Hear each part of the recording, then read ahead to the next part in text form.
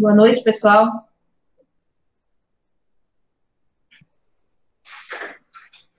Boa noite. A nossa segunda aula do curso do curso de cuidador de idosos, nossa segunda aula de primeiros socorros. Sejam bem-vindos. Tereza, Cristina e Daniel. Ok.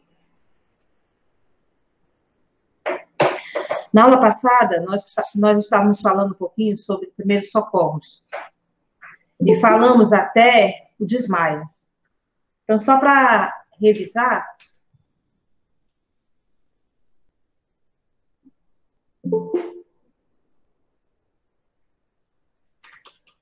deixa eu só passar aqui, por favor. Nós falamos um pouquinho sobre o socorrista, os cuidados que o socorrista tem que ter nos atendimentos. Nós falamos sobre ferimentos leves, ferimentos extensos ou profundos.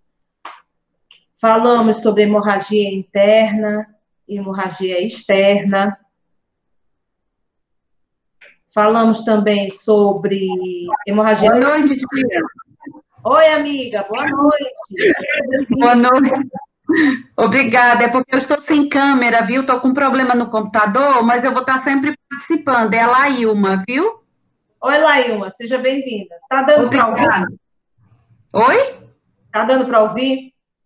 Perfeitamente. Obrigada. Certo. E tu tá sem teu celular? Não, eu tô com o meu celular, só que eu tô com um problema na minha conta. E a gente tá. Lembra que ontem eu entrei com a conta do meu esposo? Sei.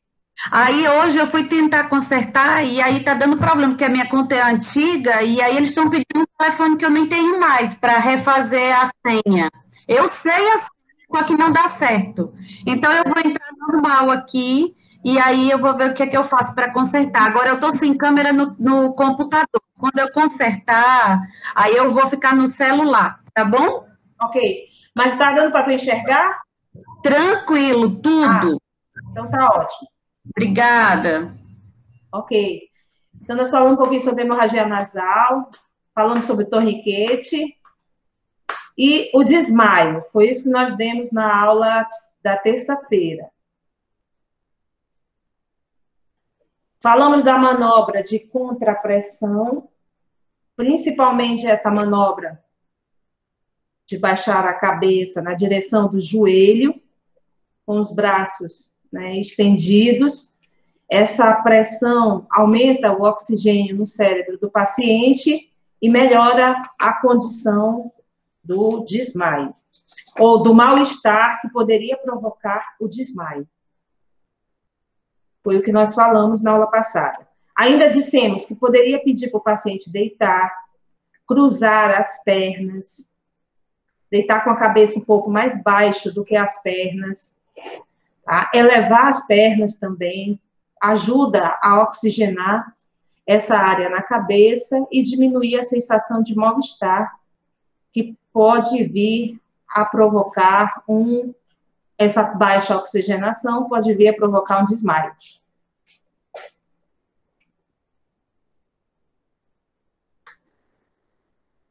O próximo assunto, então, é convulsão. Convulsão não é uma doença, convulsão é um sinal de que alguma coisa no sistema nervoso central não está normal. É um distúrbio elétrico de comando do cérebro que pode levar a pessoa a convulsionar. Então, é um distúrbio elétrico, não é uma doença. As pessoas podem convulsionar por vários motivos. Mas, antes de eu dizer os motivos, vamos dizer o que você não pode fazer. Não segure a vítima. Não dê tapas. Não jogue água sobre a vítima. Afastar objetos ao redor dessa pessoa que está convulsionando, porque esses objetos podem ferir essa pessoa na pele. Afastar os curiosos, porque curiosos próximos de pessoa que está convulsionando só faz aumentar o calor. Proteger a cabeça. Proteger a cabeça pode ser com o chinelo da pessoa, o sapato, pode ser com a mochila, pode ser com uma roupa, um pano, tá? Proteger a cabeça para ela não bater a cabeça, não machucar a cabeça. Afrouxar as roupas, porque a pessoa vai ter movimentos e as próprias roupas, cinto, calça, podem machucar o paciente. Terminada a convulsão, solicitar o transporte. Essa pessoa convulsionou por algum motivo. Então, ela precisa de uma avaliação médica, precisa, talvez, de medicamentos corretos para evitar a nova convulsão. Então, precisamos encaminhar essa pessoa para o serviço médico. Nesse slide, eu coloquei que uma pessoa convulsionando, a musculatura dela vai ser contraída, e às vezes essa contração é no corpo inteiro. Quando a pessoa contrai, percebe que está contraído o rosto, o braço, as mãos, o tórax, né? A região glútea, a pelve e as pernas. E às vezes a pessoa faz um arco, é a fase tônica de contração. Um arco, esse arco pode ser na posição dorsal, esse arco pode ser também pela lateral, em decúbito lateral, a pessoa faz um arco de tanto se contrair. Outra coisa que pode acontecer durante a convulsão é movimentos repetitivos, que a gente vai dizer que é uma fase clônica da convulsão. O paciente repete o movimento com os braços, com as pernas, com os olhos, com o rosto, né? Ele pode balançar a cabeça numa única direção várias vezes. Isso são condições que acontecem na convulsão. O que você vai fazer? Vai apenas afrouxar a roupa do paciente, proteger a cabeça do paciente, não vai deixar ninguém dar nada para ele, vai deixar ele convulsionar, porque a convulsão vai parar, leva alguns minutos, mas para. Se por acaso esse paciente começar a sair uma secreção da boca dele, uma saliva muito espessa ou em grande quantidade, você tenta lateralizar a cabeça desse paciente para essa saliva escorrer. Jamais você pode colocar o seu dedo na boca desse paciente. Ele pode morder e machucar o seu dedo.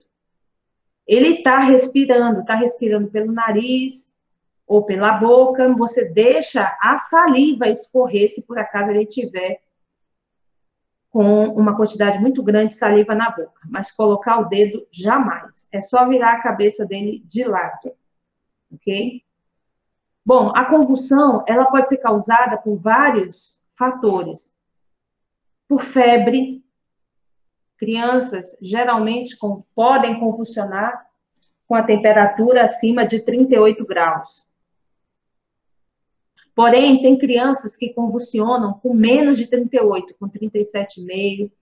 Tem crianças que convulsionam até com 37 graus. Pacientes que usam drogas ilícitas, como ilícitas e ilícitas, né? O álcool e outras drogas podem convulsionar por conta dessas drogas. Pacientes, alguns medicamentos podem causar convulsão, Algum psicotrópico pode causar convulsão. Então, o paciente que toma esses medicamentos pode ter convulsão. Coloquei aqui, muito importante, por conta das quedas. Queda em paciente idoso. O paciente caiu da própria altura. Isso pode levar o paciente a convulsionar. A queda vai causar um desequilíbrio no cérebro desse paciente e pode levar ele a convulsionar. Bom, são basicamente esses os fatores que levam à convulsão. E não esquecendo da doença. que pode ter como sinal a convulsão, que é a epilepsia. Então, a epilepsia também é um distúrbio neurológico, e um dos sinais de epilepsia pode ser convulsão. Nem todo paciente que tem epilepsia tem convulsão, nem todo. Por isso que eu digo que a convulsão não é a doença, é apenas um sinal de que alguma coisa pode estar errado no organismo. E, por fim, a convulsão não é uma doença infecto-contagiosa. É um distúrbio elétrico, como eu acabei de dizer. Um distúrbio elétrico no cérebro desse paciente não é uma doença contagiosa. As pessoas pensam que se tocar no paciente vão pegar convulsão. Se entrar em contato com a saliva desse paciente, vão entrar em convulsão. Isso não acontece, ok? Então, você já deve ter gravado aí o que você pode fazer ajudar um paciente que está convulsionando. Acontece muito, é corriqueira essa situação, às vezes em shoppings, na rua. Então, a gente pode ajudar de uma forma tranquila, sem machucar o paciente. Terminada a convulsão, o ideal é que esse paciente siga para um atendimento médico.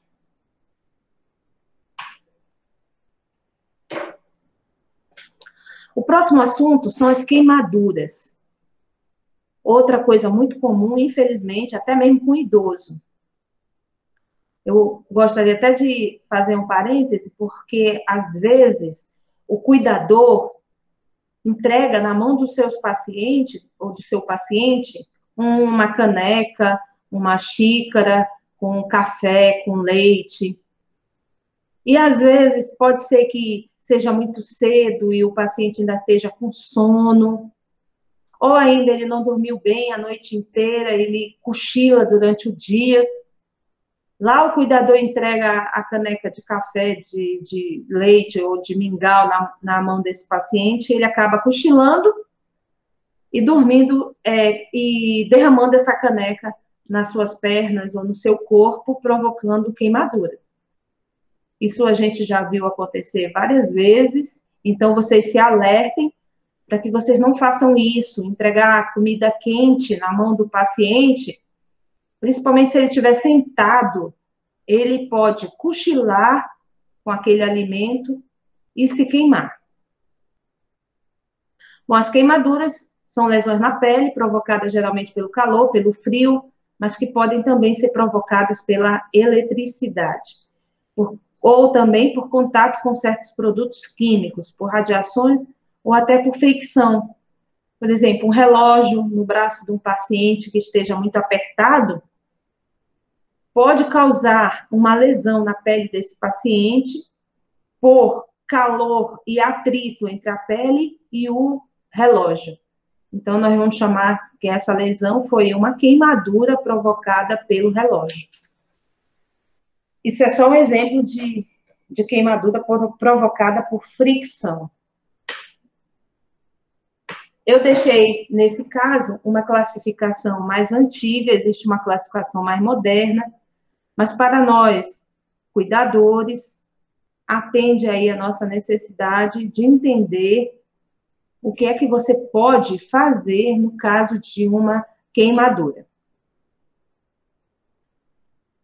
A queimadura de primeiro grau, ela acomete principalmente a camada mais superficial da pele, que é a epiderme. Vai provocar uma vermelhidão, uma dor local suportável, e não há formação de bolhas. Veja a figura. O que nós podemos fazer no caso de uma queimadura dessa? Uma paciente que estava exposta ao sol. Isso acontece muito, todos os dias. As pessoas têm mania de ficar muitas horas expostas ao sol, e essa vermelhidão, ela não é uma coisa saudável. É considerada uma queimadura de primeiro grau, uma lesão na epiderme, que vai levar alguns dias para essa pele se regenerar e formar uma nova camada da epiderme sem essa vermelhidão.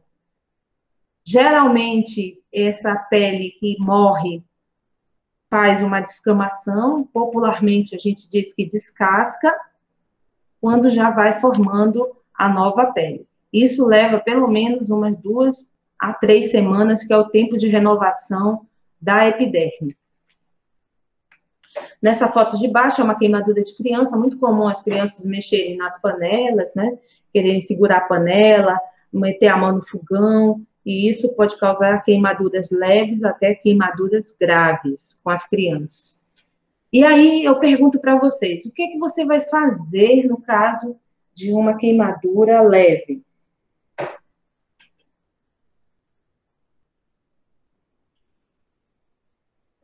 No caso de uma queimadura leve,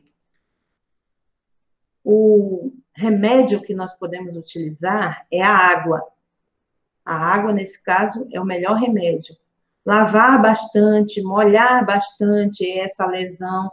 No caso de pequenas lesões, né, localizadas no dedo, na mão, no antebraço, no braço, na coxa.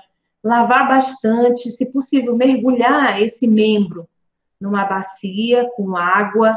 Essa água pode estar um pouco gelada, não com gelo. O gelo encostando na pele pode causar queimadura.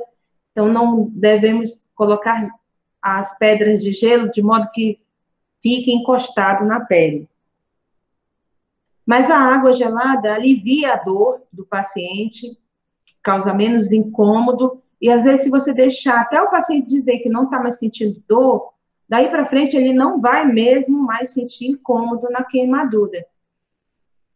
Esse estímulo doloroso do calor diminuiu ou até cessou através da água fria ou da água gelada. Então, basicamente, é isso que você pode fazer. Mas se o paciente continuar sentindo dor, tem que levar ele para o Centro de Tratamento de Queimados, lá do IJF, para o médico poder prescrever o medicamento e ele dar continuidade ao seu tratamento, até a regeneração da epiderme. Então, queimaduras superficiais, água no paciente até melhorar, ok? Já a queimadura de segundo grau, pelo o nível, o grau vai aprofundando na pele, nos tecidos. São lesões de camadas mais profundas da pele, elas formam bolhas, desprendimento de camada da pele, dor e ardência nos locais de intensidade variáveis. Quando a gente fala em dor e ardência de intensidades variáveis, é que se for uma criança, ela vai sentir muita dor. Se for um paciente idoso, ele tem um limiar de dor maior. Então, ele pode até nem reclamar de dor. Bom, aí nós estamos vendo as bolhas. Né? Vemos várias bolhas, tanto num pé como no outro, tem bolhas. E a pergunta é, o que nós podemos fazer com essas bolhas? Nós podemos estourar essas bolhas, fazer um curativo? Essa bolha pode estar próximo já da derme, da segunda camada da pele. A epiderme foi toda lesionada pelo calor e pelas bolhas.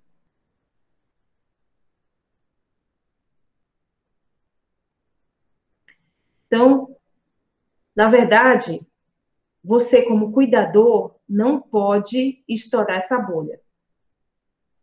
Você tem que encaminhar o paciente para o serviço médico, falar com a família, porque o pessoal da área da saúde é que vai estourar essa bolha, mas vai estourar com equipamentos adequados, vai tirar esse líquido, pode ou não retirar essa pele, identificar o que é que tem por baixo dessa bolha, como está a situação da pele por baixo, e prescrever medicamentos. Geralmente, tem um protocolo de limpeza com antissépticos, antisséptico bom, concentrado. Tem um protocolo de uso de pomadas. Geralmente, a pomada que se usa em assadura é a sulfadiazina de prata. Gelada, às vezes eles colocam gelado, a sulfadiazina de prata com nitrato de cério, às vezes eles colocam na geladeira, para poder estar gelado no momento da utilização, diminuir mais o desconforto.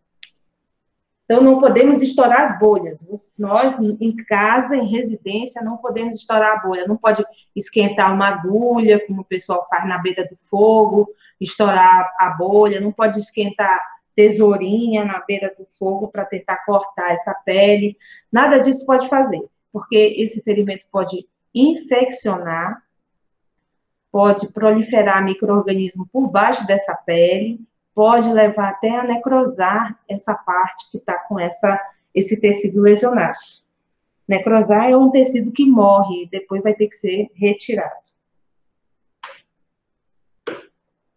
No terceiro grau, queimaduras que envolvem esse grau, o comprometimento de tecidos mais profundos até o osso. Hoje, nós temos uma classificação do quarto grau. Na verdade, esse quarto grau é que envolve musculatura e osso. Hoje, esse terceiro grau envolve, no máximo, até o tecido subcutâneo. Acontece que aqui a gente deixou ainda como terceiro grau as queimaduras mais profundas e mais graves.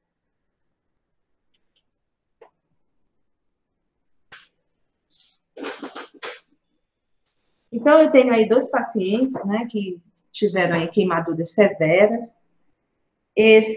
Alguns são irreversíveis os danos.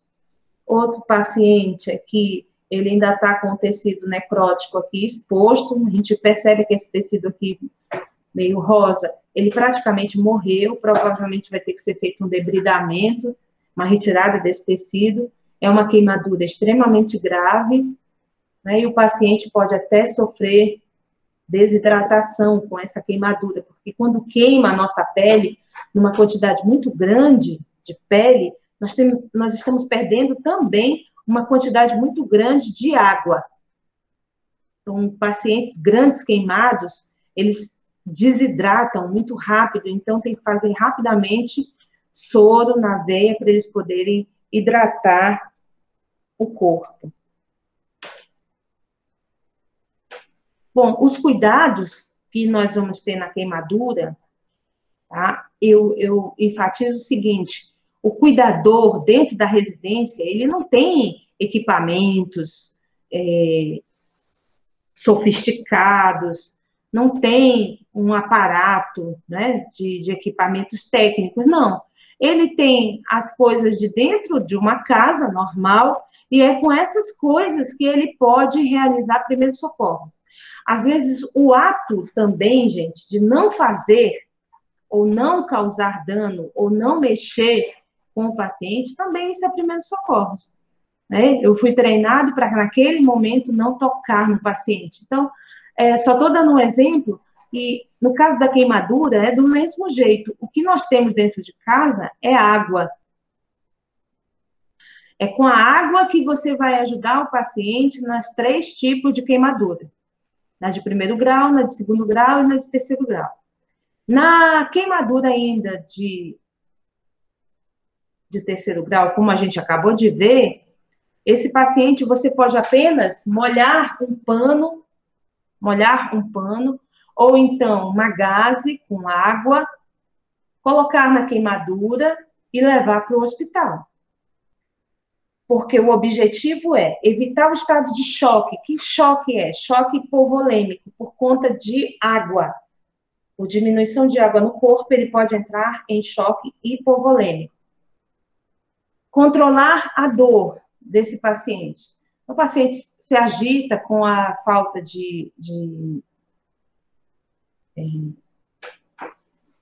ele se agita com a falta de água, ele se agita por conta da própria queimadura, por conta da dor que essa queimadura provoca, o calor fica muito tempo no corpo desse paciente, provocando dor, destruindo, né, terminações nervosas pela queimadura. Então, ele pode ter muita dor quando a gente souber se comportar na frente desse paciente, tentando acalmar esse paciente, colocando essa água pode ser água destilada, pode ser soro fisiológico. E se você não tem nenhuma dessas águas, você pode usar a água da torneira da residência. Contanto que você coloque esse paninho com água ou com a gaze e leve de imediato para o hospital. Esse pano é só para não grudar na queimadura, porque também se você colocar um pano seco numa queimadura exposta, pode grudar e pode aumentar a dor desse paciente na hora de retirar esse pano. Mas você vai ter que cobrir para evitar a contaminação. Vai num transporte, até chegar no IJF, que é o Centro de Tratamento de Queimados. Até chegar lá, você vai dizer que a pessoa está pegando um monte de contaminação dentro do carro, porque não está coberto o ferimento, então é melhor cobrir, melhor ajeitar para ele não entrar em contaminação.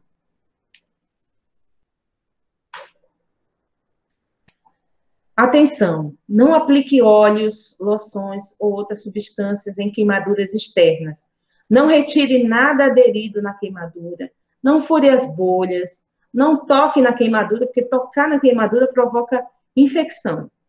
Agora, tem pessoas que utilizam manteiga em cima de queimadura, óleo, ovo em cima de queimadura, pasta de dente, café. Uma vez um colega disse que bota vinagre na queimadura. Eu disse, meu Deus do céu, é um tempero, né? Não é uma lesão, não é uma ferida, é um tempero em cima. Porque é óleo, é café, é ovo, é manteiga, é pasta de dente, né? Não pode, gente. Como vocês estão aqui no curso, vocês não são mais leigos, tá? Sigam as orientações do que diz a nossa literatura. Não pode colocar nada disso em queimaduras externas. Somente água, soro fisiológico com uma gaze, para evitar que grude na pele. Não pode grudar também. O paciente já está com dor, já está lesionado. Se grudar a gaze na pele dele, ele vai gritar de dor. Então, a gente tem que ter esse bom senso. E levar para o hospital. Lembrando que o centro de referência para queimados é o IJF. Tá? Só para lembrar disso, Centro de Tratamento de Queimados, CTQ. É um setor que fica dentro do IJF, que atende pacientes com queimaduras. O paciente está sentindo muita dor, mesmo que seja uma queimadura de primeiro grau, ele tem todo o direito de ser atendido lá no CTQ, lá do IJF, para ter a orientação médica e da enfermagem, o que é que vai fazer com essa lesão, o que é que pode usar. Geralmente, como eu acho que eu falei aqui para vocês, e se alguém não ouviu, eles usam a pomada de sulfadiazina de prata em queimaduras, geralmente. Eles usam também a pomada gelada para trazer mais um conforto para o paciente. Então, o médico vai prescrever a pomada, vai também usar a pomada que tem lá para diminuir o desconforto. Se for o caso deles usarem outro material ou outro medicamento, eles avisam para o paciente. Mais um detalhe, viu? Mais um detalhe para que não surja essa dúvida na cabeça de alguém. Né? A pele da tilápia, eu esqueci de falar isso à tarde, o tratamento com a tilápia é um tratamento experimental. A pele do peixe, ela é retirada, as camadas da carne do peixe, totalmente retirada. As camadas, talvez, de gordura, toda retirada, é lavada, é esterilizada para poder colocar em cima da queimadura, tá? Ou seja, passa por um processo rigoroso de retirada de micro-organismos para poder chegar na pele do paciente. Então, está ainda num tratamento experimental, um médico de Recife, com os daqui da UFC, eles estão fazendo esse tratamento e vendo os resultados. Só falei isso porque pode chegar, como já chegou para mim, uma paciente pedindo que eu comprasse um peixe no mercado para colocar a pele em cima da ferida dela. Né? Então, se chegar para você essa orientação, pelo amor de Deus, não faça isso, porque isso não é correto. Tá? Matar peixe, matar tilápia, para tirar a pele, para colocar em cima de ferida, não é essa orientação que os profissionais que estão trabalhando num trabalho seríssimo com a tilápia, eles vão trazer dessa forma para a população.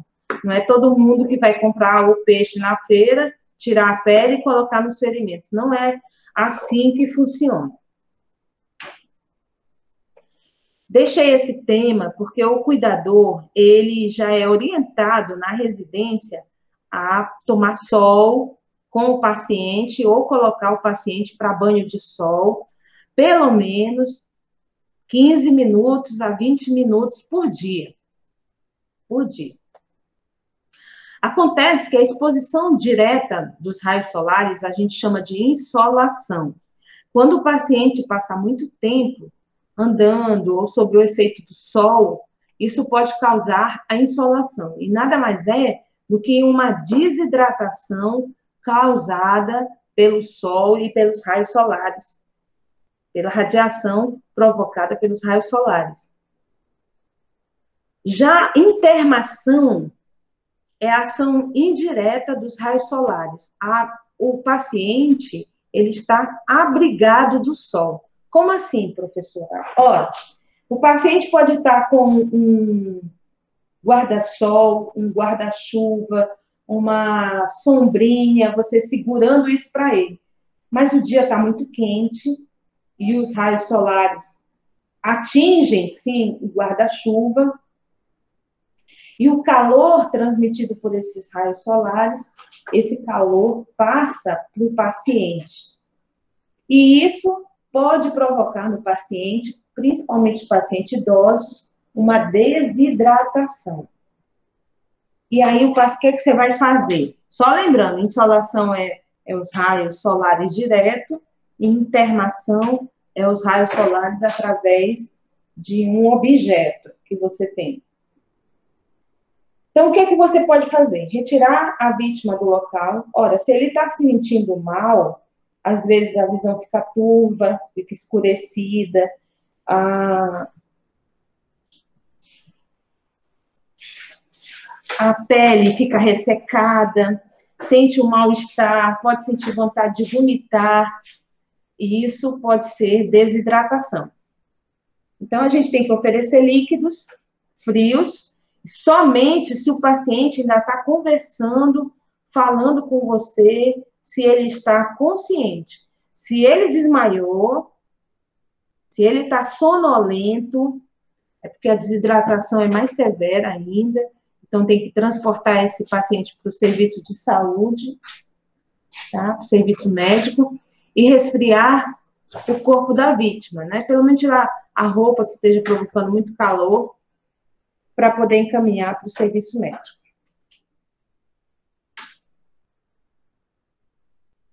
Esse nosso próximo assunto é uma série de acontecimentos que podem acometer os ossos, os ligamentos, os tendões, os músculos, as articulações, ou seja, o nosso sistema esquelético, e eles são tratados por nós para primeiros socorros, todos quase que da mesma forma.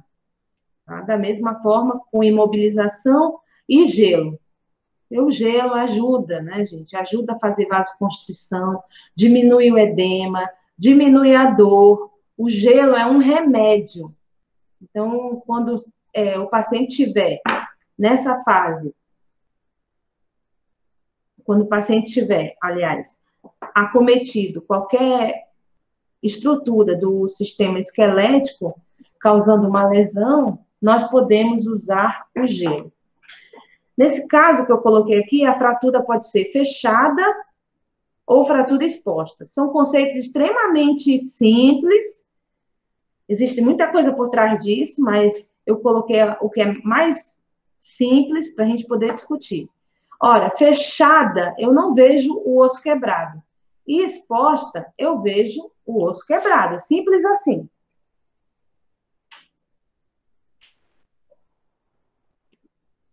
Bom, o que que você pode fazer? Colocar a vítima em posição confortável, expor o local, cortar ou remover as roupas desse paciente, controlar hemorragias e cobrir feridas antes de imobilizar, fazer um curativo, gente. Fazer um curativo. E providenciar a remoção da vítima.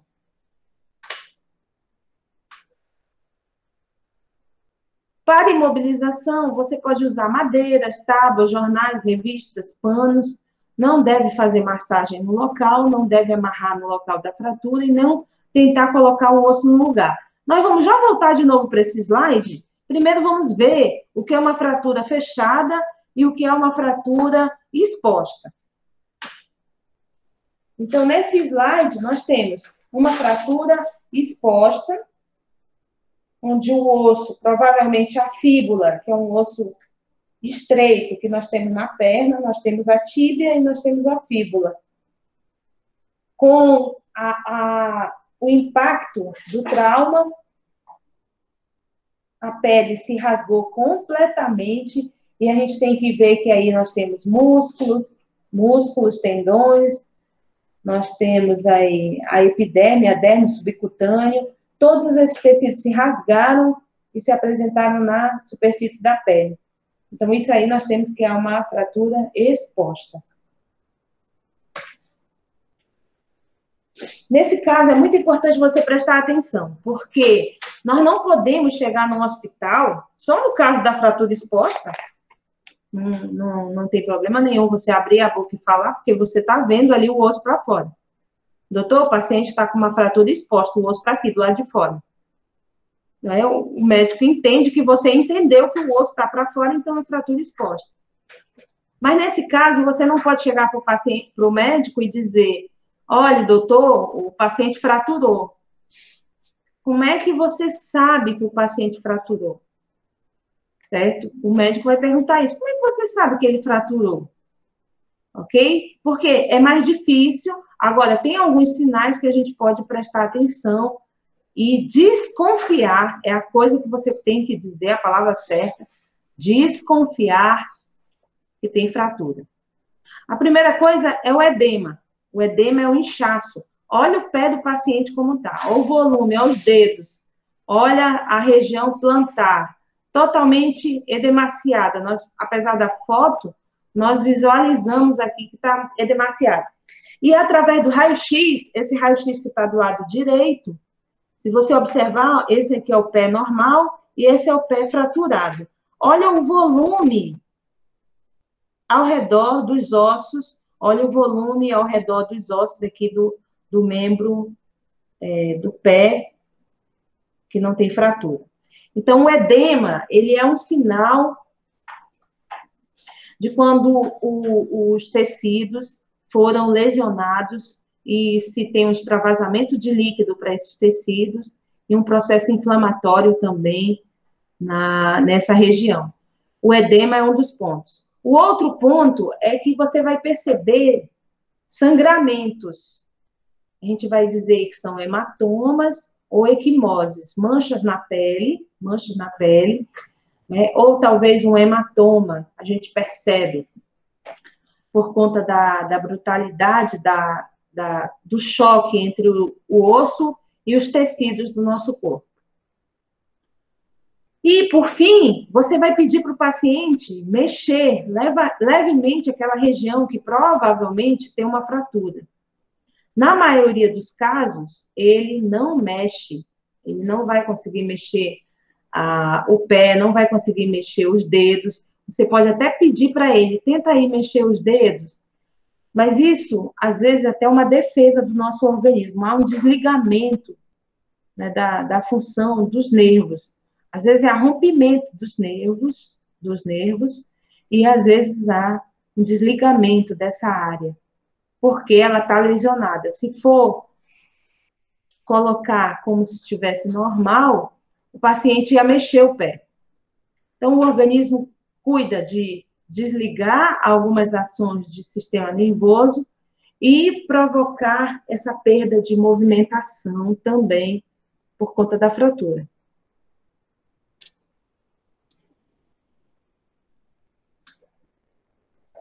E aí nós temos mais três situações que também são bem comuns de acontecer com o paciente idoso. Antes de falar dessas três, eu lembrei só mais uma coisa, só reforçando a questão do cuidador na fratura. O paciente idoso, ele pode fraturar um osso andando, descendo um degrauzinho na calçada, né? A borda da calçada, descendo a borda da calçada. Ele pode fraturar até andando. Ah, mas eu estava andando, caminhando, devagar com o paciente. De repente, ele não conseguiu mais andar. Ele pode ter fraturado, né? Fraturado o osso.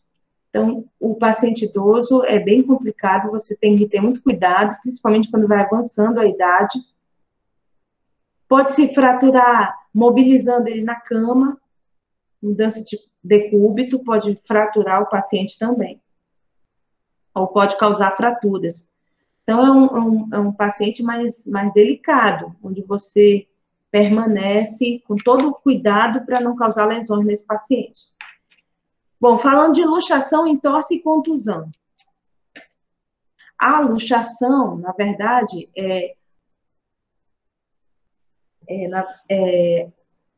o afastamento do osso do leito dele. Agora, antes de mostrar a luxação no paciente, para vocês entenderem, tem aqui alguns itens. Tanto esses três como a fratura, tem que imobilizar a área traumatizada. E olha para a palavra, imobilizar, é parar de movimentar. Imóvel, né, parado, estátua. Então, imobilizar a área traumatizada é parar ou deixar de movimentar essa área. Colocar compressa fria no local, diminui a dor do paciente, o edema, as manchas e por aí vai. Não fazer massagem no local, providenciar transporte. Olha o ombro deste paciente. O lado do computador aqui, o lado direito, esse lado aqui, tá a anatomia do corpo normal. O ombro é meio arredondado. Mas esse lado, o ombro tá pontudo ou pontiagudo. O que aconteceu? O osso saiu do leito dele. O leito desse osso, dessa cartilagem aqui do húmero, é nessa parte da escápula, nessa fossa aqui da escápula. Mas como o osso foi afastado por alguma pancada, ele não fraturou, ele luxou. Ele acabou sendo afastado, e aí o tratamento aí é médico, o médico vai ter que colocar esse osso no lugar. Mas é uma região que dói bastante, muitas vezes por ele fazer isso, ele tem que fazer uma anestesia. Então, muito cuidado. Muito cuidado, porque o que é que você vai poder fazer? Imobilizar. Você vai poder colocar, por exemplo, uma atadura aqui no antebraço do paciente, fazer uma tipóia, colocar no pescoço do paciente e amarrar. Fazer uma tipóia.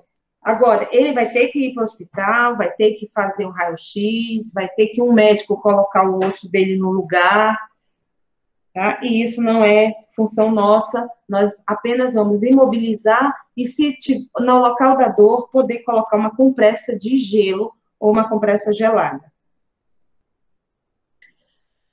O outro problema que a gente falou do sistema esquelético, né, a outra lesão, a gente chama de entorse. Os leigos chamam de torcer, né? Torcer o pé. Na verdade, é uma entorse. Entorse é uma lesão de tecidos moles. Quais são os nossos tecidos moles? Antes da gente falar, nós temos que saber os tecidos duros, a gente sabe que é o osso. Os ossos são extremamente duros ou endurecidos. Mas quais são os tecidos moles? Nós temos, então, os músculos, a pele, a epiderme, derme subcutâneo, o tecido muscular. Nós temos aí os ligamentos, são tecidos moles. Os tendões também são tecidos moles.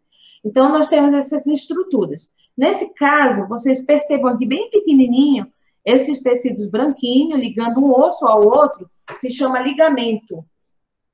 Tá? Ligando um osso ao outro. E esse ligamento, esses ligamentos, podem se romper com facilidade no caso de sofrerem um impacto ou uma pressão. Veja aqui nessa foto que essa parte aqui onde está a setinha está rasgada. Bem aqui atrás também está rasgado. Deixa eu ver se tem outro. E parece que é só. Esse rasgado e esse rasgado. Difícil de ver no raio-x, isso aí. O médico provavelmente vai fazer um ultrassom, porque o paciente vai reclamar, às vezes, de dor, do edema, mas aí o médico não sabe onde está a entorse. Então, tem que fazer um raio-x. Desculpe. Se precisar, pode fazer uma tomografia, ou até uma ressonância, ou então uma ultrassom, para poder descobrir onde está essa entorse, ou essa entorse ou essa lesão. E aí, o último seria a contusão. Então, nós vimos aí fratura, luxação, entorse, contusão. A contusão é causada por uma pancada. Essa pancada pode ser por um objeto, né, pode ser por outro ser humano, mas o que importa é que nesse caso aí dessa paciente, acho que é uma mulher, por quedas, ela inchou muito o supercílio e provavelmente tem uma lesão no olho, então vai ter que ir para uma emergência oftalmológica, uma emergência oftalmológica e uma emergência para fazer, desculpa,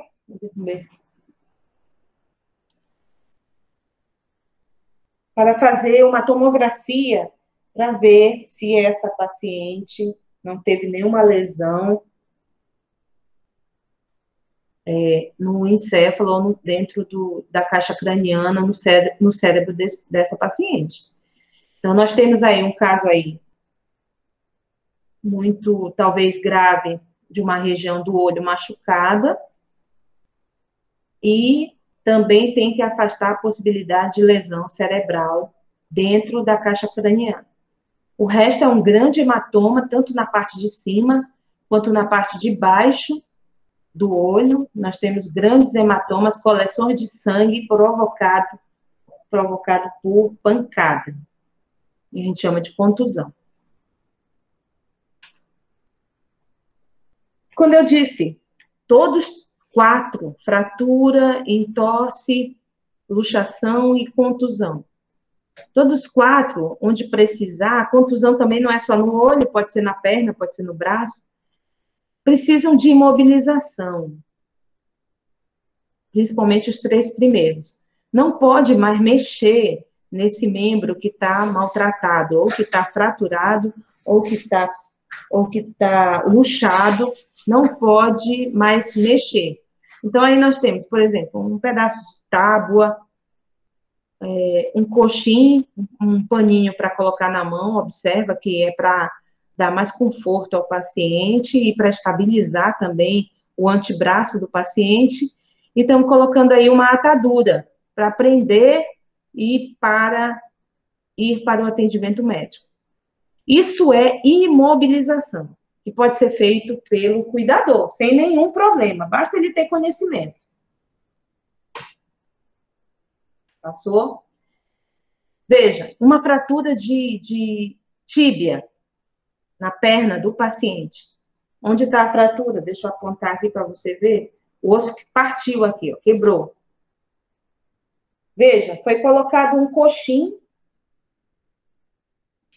no joelho do paciente para ele não estirar esse joelho de uma forma errada e piorar essa fratura. Porque se ele provoca uma tração aqui, um estiramento do joelho dele, tem um paninho aqui por baixo.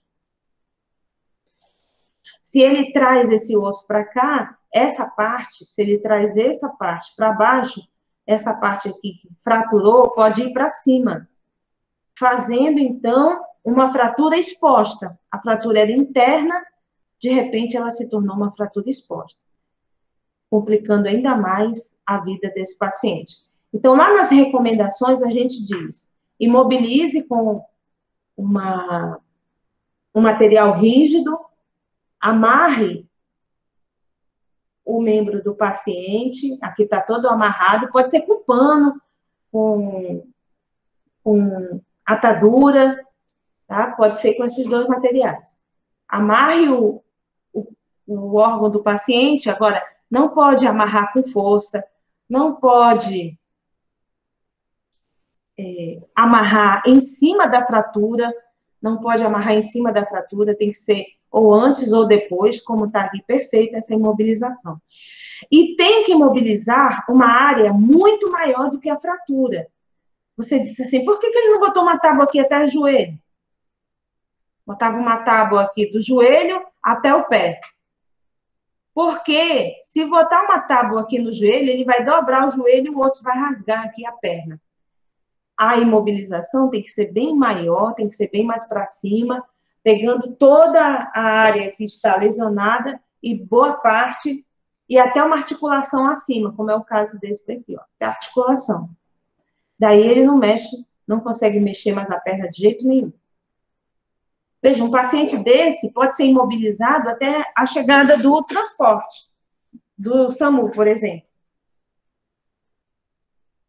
Um paciente desse pode ser imobilizado, para que não mexa mais essa perna e não cause uma lesão maior. Grandes fraturas, como é o caso da fratura de fêmur, o paciente tem que colocar o paciente, por exemplo, numa porta de madeira.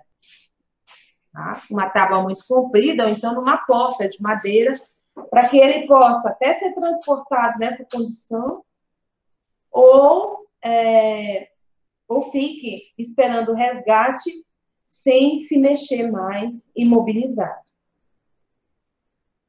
Porque, não no SAMU, porque o pessoal do SAMU tem as pranchas, então eles conseguem pranchar o paciente, colocar nas pranchas e levar as pranchas rígidas, consegue levar o paciente para a emergência. Tá? Eu só quero passar para vocês que essa imobilização ela é necessária para evitar que a pessoa fique movimentando, tem que imobilizar. Se for, por exemplo, uma fratura no dedo, imobiliza toda a mão até o punho. A fratura no antebraço, imobiliza todo o antebraço, a mão, e até os cotovelos, e assim por diante. A gente tem que imobilizar para o paciente não mexer mais. Eu considero o acidente ocular, mais um assunto para a gente em primeiros socorros, o acidente ocular bem difícil da gente lembrar. Mas se você já sofreu com o olho seco, né, com o olho ressecado, talvez você lembre dos primeiros socorros em questão de acidente ocular. A gente tem que ir lavar bem o olho com água ou soro fisiológico em abundância, ou seja, em grande quantidade. Não pode remover corpo estranho, tem que proteger o olho e tem que transportar a vítima para o atendimento médico. Ou seja, nós podemos fazer pouquíssima coisa. Mas o que você vai fazer é imprescindível para a saúde desse paciente depois do atendimento médico.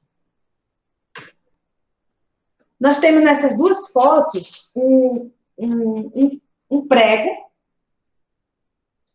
que foi inserido com certeza, né, pessoal que trabalha em construção civil, acontece muito esses acidentes, porque eles não querem, os profissionais não querem usar os EPIs.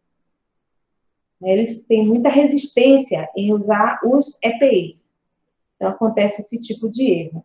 Mas aqui, o prego foi introduzido de forma violenta, né? Rápida demais, às vezes, na esclera do paciente. Na minha visão de leigo, relacionado à oftalmologia, ele teve até uma certa sorte, porque não pegou aí, talvez, na córnea, na íris, na pupila. Mesmo assim, tem que saber se não foi lesionado nenhum nervo, porque lesão de nervo é mais difícil de cicatrizar. Então, ele introduziu o prego na esclera, na parte branca do olho do paciente. Bom, e aí o que você vai fazer? Vai ter que ir lavando esse olho até chegar na emergência. Se eu não me engano, aqui em Fortaleza, a emergência é o Leri de Andrade. Bom, aí você tem que lembrar, pode até colocar um pano limpo, né, para o paciente não ficar tão agoniado. Ele não vai conseguir piscar corretamente, e isso pode provocar o olho seco, e vai ainda causar mais dano nele após o procedimento.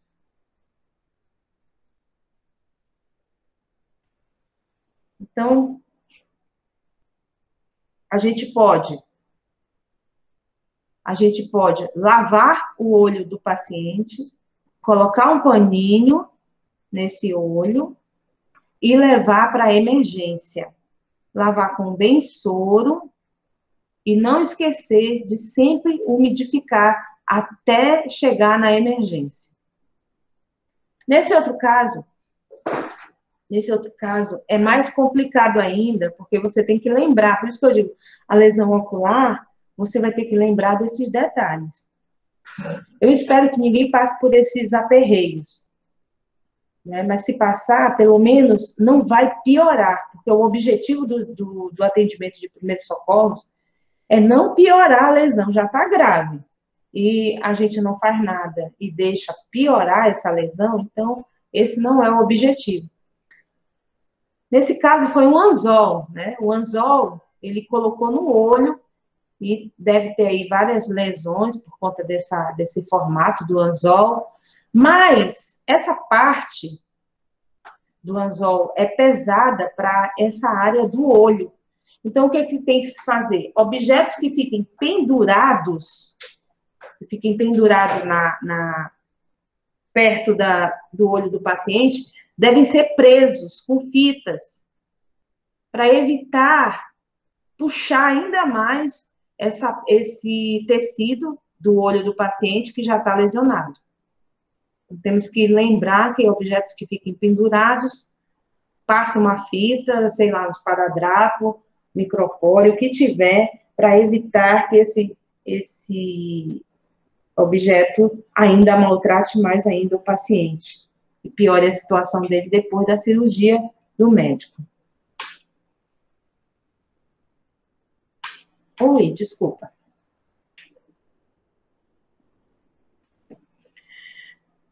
Gente, além de tudo, ainda podemos falar muito brevemente de primeiros socorros, envenenamento ou intoxicação. Envenenamento ou intoxicação, ele até não é tão raro em pacientes idosos, porque o idoso, ele pode beber, por exemplo, água sanitária, desinfetante, né, algum material desse que esteja numa garrafa PET, pensando que é água. Né? Ele pode até colocar uma garrafa dessa na geladeira, pensando que é água, vai que é água sanitária. Ele pode se confundir. Se ele tiver alguma demência, ele pode pegar essa garrafa, abrir a tampa e meter na boca.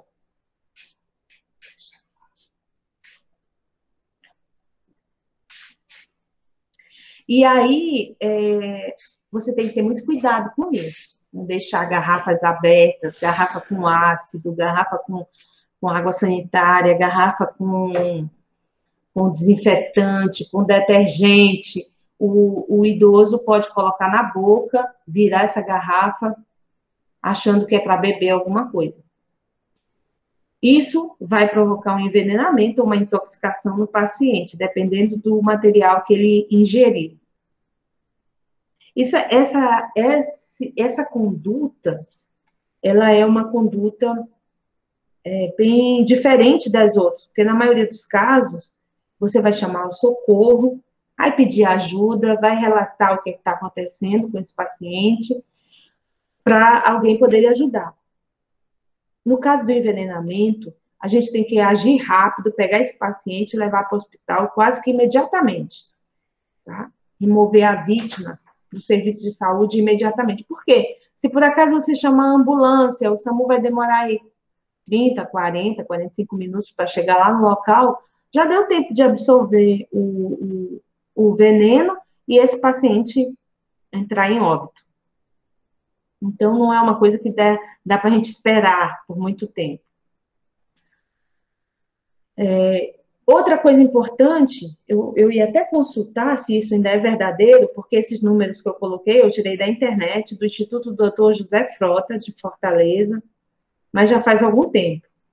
O CIATOX, que é o Centro de Desintoxicação, só um minuto aqui, por favor.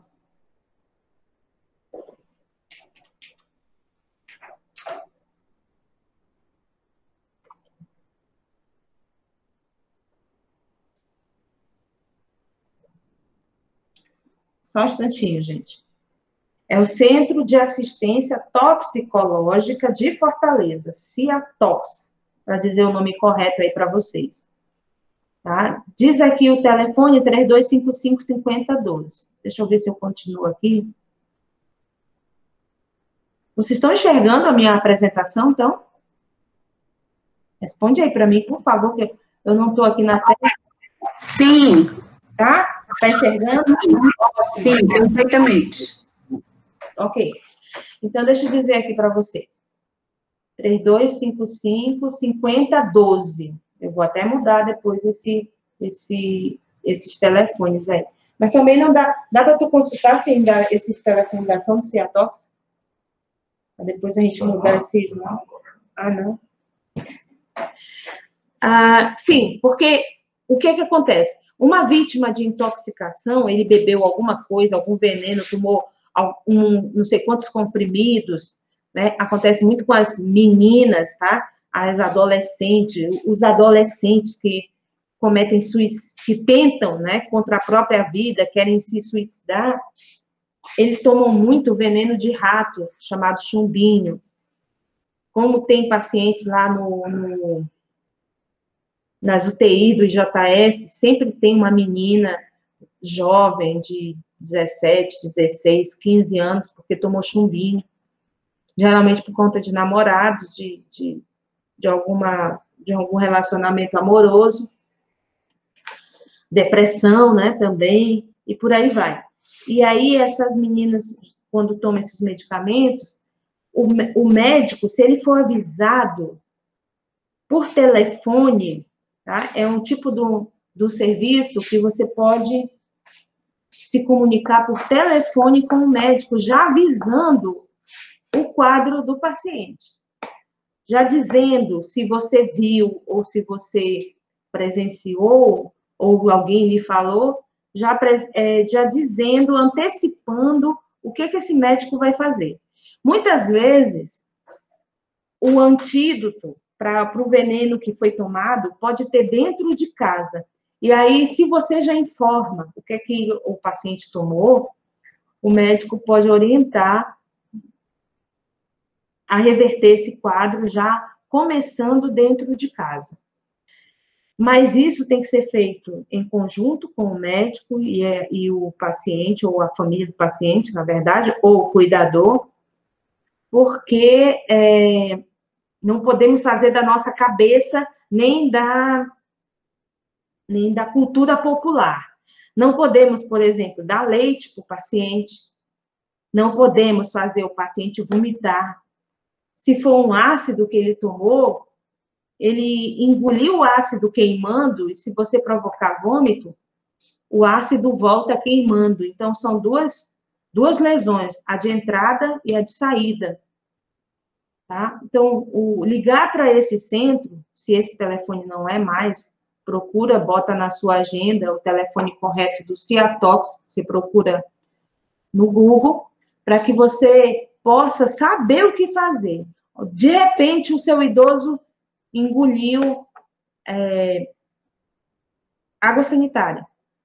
Que Deus o livre, engoliu água sanitária. Liga logo para o Ciatox e vê qual é a condição, o que pode fazer com esse paciente, e encaminha ele lá para o centro para poder ser atendido pelo médico. Muitas vezes o médico já se prepara para esse paciente que já está chegando por conta dessa intoxicação.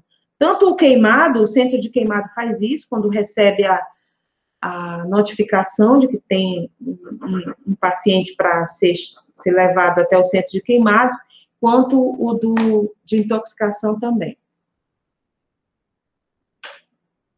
Espero que tenha ficado claro.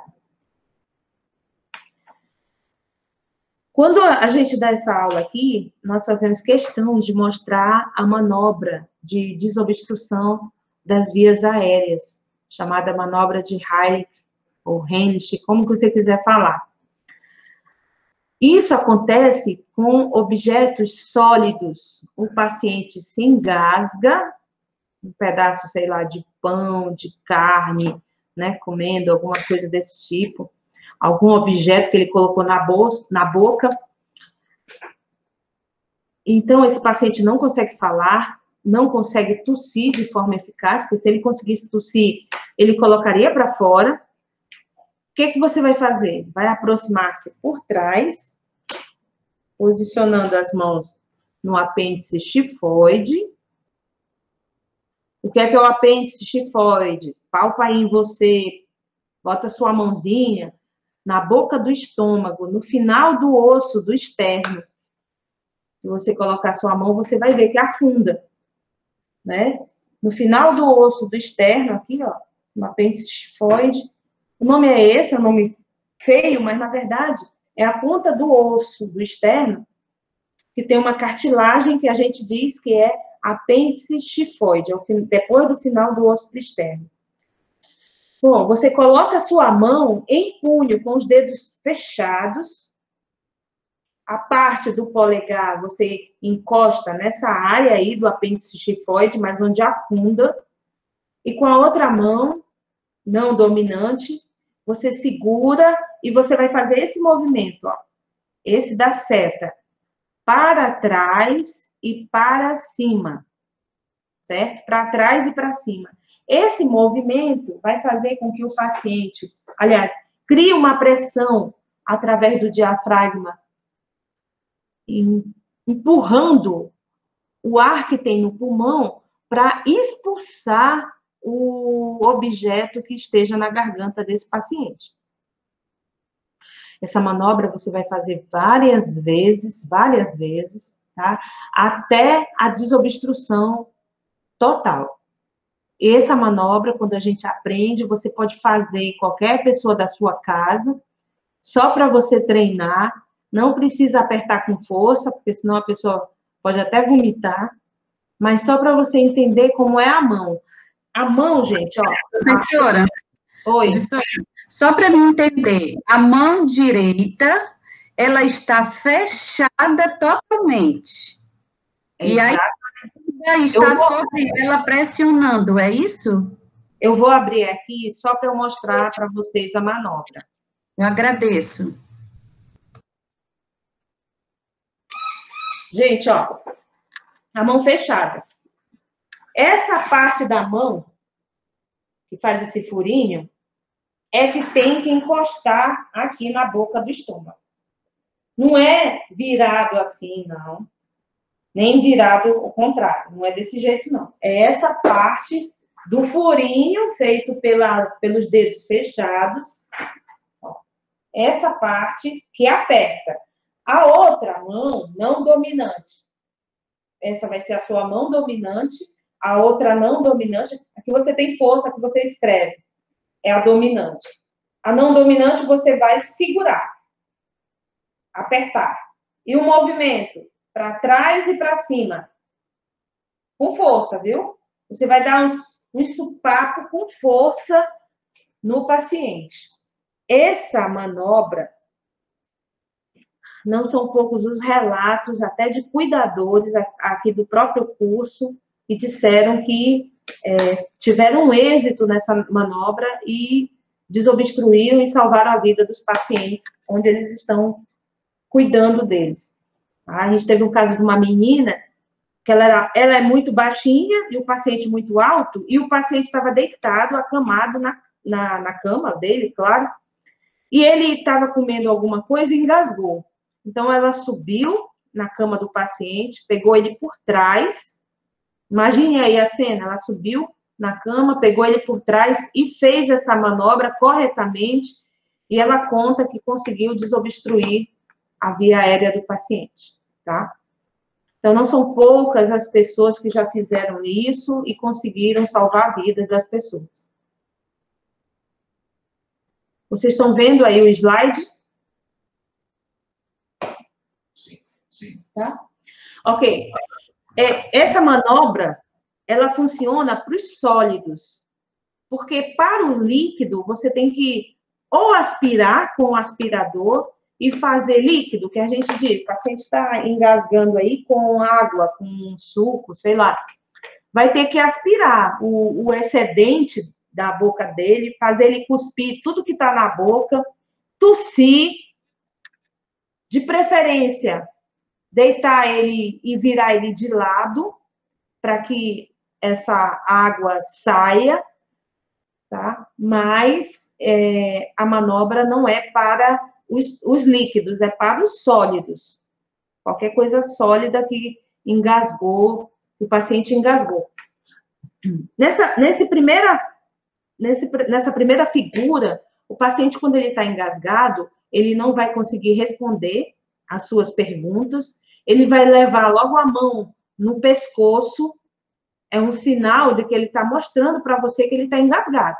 Quando você vê qualquer pessoa levando a mão no pescoço, corra, porque essa pessoa está engasgada e tem que fazer essa manobra aí. Vai fazer a manobra até a desobstrução. Às vezes, 1, 2 ou 3 vezes já resolve a situação.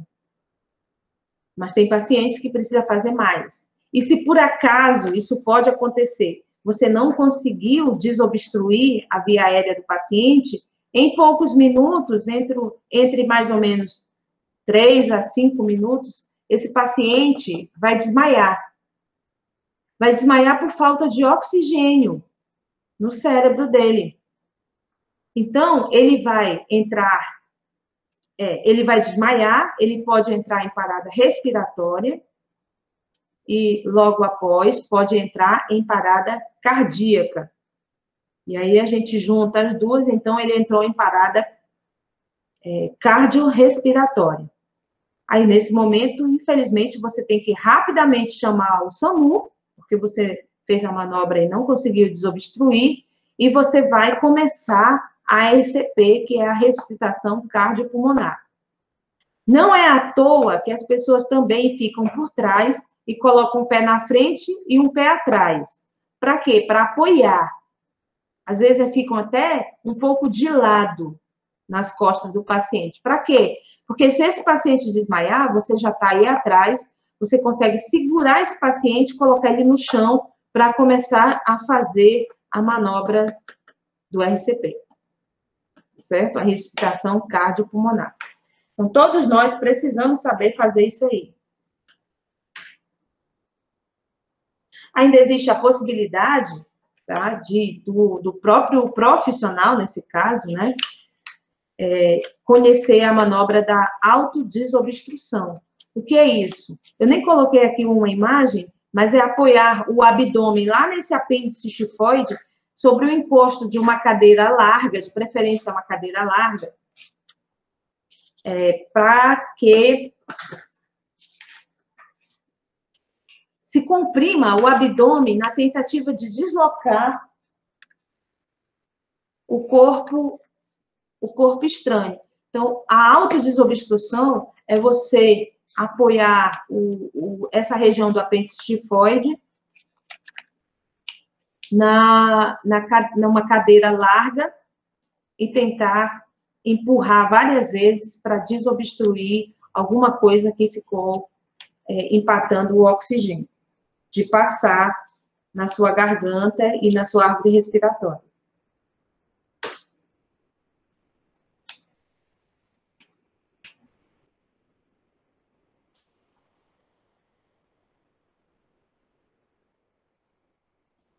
Para o leigo, para quem vai trabalhar numa residência, sem nenhum material, porque nós, na residência, nós não temos materiais para ajudar a fazer manobras de RCP e de respiração.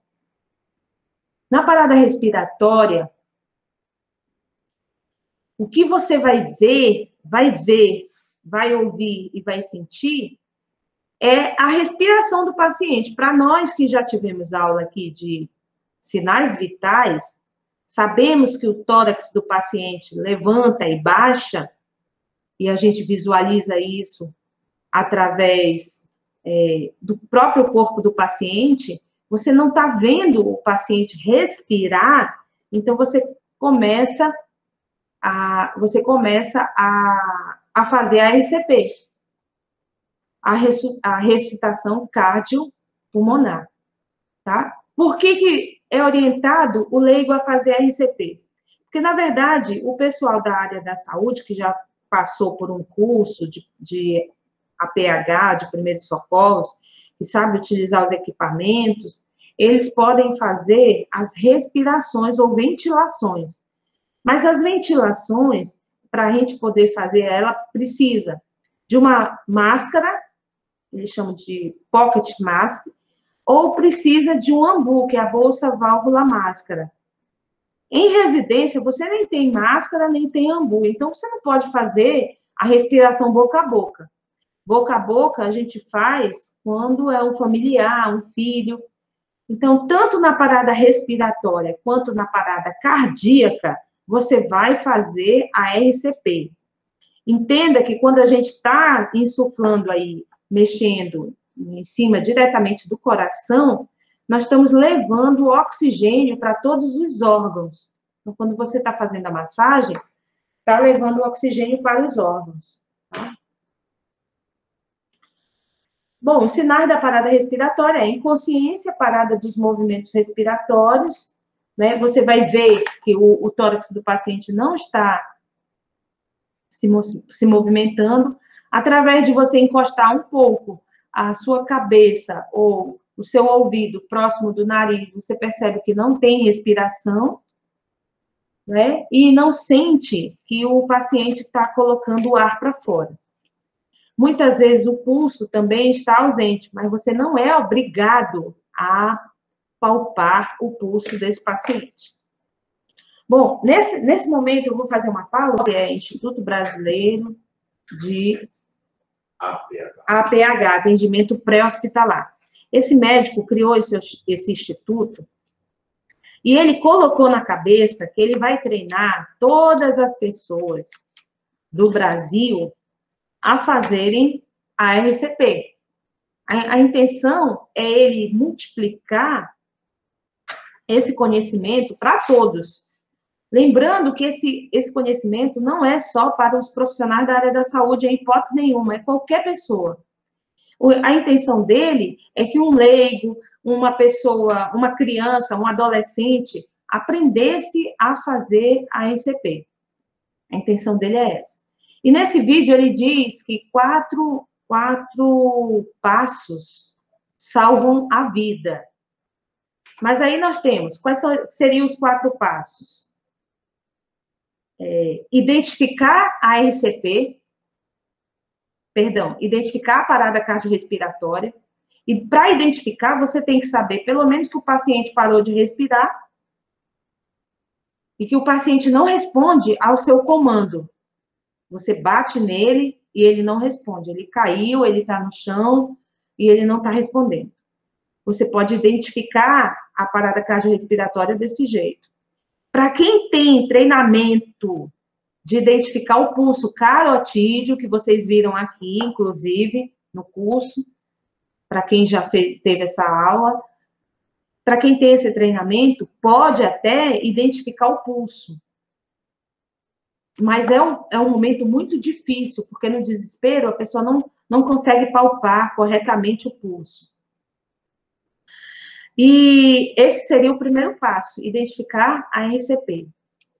O segundo passo seria, então, chamar ajuda. A ajuda vem através do SAMU, chamar logo o SAMU. E aí, nesse passo, ele institui para todas as pessoas também pedirem o DEA. O DEA é o desfibrilador externo automático. Então, ele diz que todas as pessoas têm a habilidade de pedirem o DEA, tem o direito, na verdade, de pedirem o DEA. Só que o DEA, para nós, é uma coisa bem longe de se utilizar, porque não tem em todos os lugares aqui no Brasil. O DEA poderia ter no supermercado, próximo da sua casa, poderia ter numa academia, o DEA poderia estar numa clínica, poderia estar numa escola. Se fosse assim, era muito fácil. O DEA, na verdade, vai promover um choque, vai parar o coração por alguns segundos e vai promover a reorganização do estímulo elétrico, fazendo com que esse coração bata de novo no ritmo dele. Então, o DEA é para isso. Agora, o DEA é autoexplicativo, ele tem um som próprio, ele fala, ele tem as mensagens, ninguém precisa ter medo de usar o DEA. Então, a intenção desse médico, eu só estou explicando, porque ele vai falar dos 4 passos aí. Nós não vamos ver o vídeo todo, eu só vou colocar aqui um pedacinho para vocês sentirem vontade de estudar mais. Esses vídeos estão no site do IBRAP, hoje mesmo eu estava vendo o site, tem muito mais de 200 vídeos de atendimento pré-hospitalar. E ele faz a maioria desses vídeos para todas as pessoas, não importa se é um profissional de saúde, se é uma pessoa que está trabalhando como cuidador, ele faz esse vídeo para todo mundo, para salvar crianças, ali um bocado de bonequinho de infantil, ó. É que ele mostra como fazer RCP, que é a ressuscitação nas crianças, nas gestantes, nos pacientes adultos, mostra como desobstruir a via aérea, também na criança, no adulto e na gestante. Mostra aí uma série de coisas que a gente precisa pesquisar. Eu estou aqui só estimulando vocês a pesquisarem, a verem, a tirarem um tempinho, olharem esses vídeos, estudarem, porque não vai dar para aprender numa aula só como essa. Quando a gente está com aula presencial, a gente faz exatamente esse treinamento, mas eu não faço com DEA, porque é até um erro nosso. A partir de agora eu vou botar para fazer nos cuidadores com o desfibrilador, porque já é um sufoco para o cuidador sentar ou colocar os joelhos aqui no chão, como está o médico, porque todo mundo reclama do bico de papagaio, da dor na coluna, do joelho que está doendo, da calça que não está boa. Mas, gente, para salvar uma vida, não dá para colocar essas coisas na frente, não. Entendeu? Para salvar uma vida. E detalhe, né? Nós não estamos falando só aqui do seu paciente, não. Estamos falando também de familiares, onde você deve, além de aprender, treinar seus familiares. Que Deus o livre, você sofre uma parada cardiorrespiratória dentro de casa. Tem alguém para lhe socorrer dentro de casa? Comece a fazer essas perguntas. Se as pessoas da sua residência sabem fazer RCP, se fosse você que passasse mal e sofresse uma parada cardiorrespiratória, e se for alguém da sua família, você já está apto a fazer esse treinamento? Então, vamos tirar aqui um tempinho. Eu não vou colocar o vídeo todo, inclusive eu vou até dar uma acelerada no vídeo, tá? Para que vocês peguem a parte realmente que ele gosta de explicar demais. O professor Leonardo, ele é pior do que eu, ele fala pelos cotovelos. Então, ele gosta de explicar muito para ver se a pessoa vai captando e relações com esses diferentes tipos de dispositivos, ou seja, nós vamos ver como aplicar os 4 passos que salvam vidas. Reconhecer uma PCR precocemente, pedir ajuda de forma adequada, fazer RCP de alta qualidade com boas compressões e boas ventilações e utilizar o desfibrilador externo automático. A gente vai ver isso na prática aqui em nossa vítima adulta.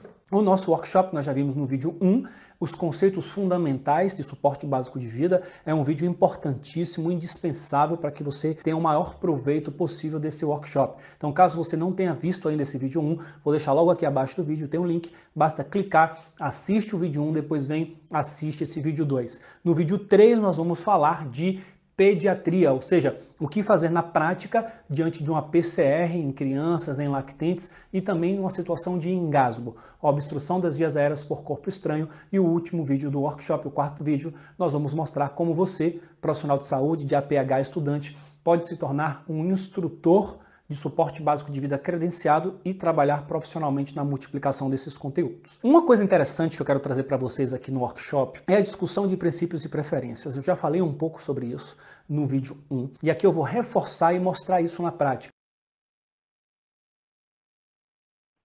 Eu vou passar um pouquinho o vídeo, porque ele ainda vai explicar um bocado de coisa. Eu vou passar um pouquinho o vídeo para vocês pegarem aí a RCP. Deixa eu desligar aqui meu...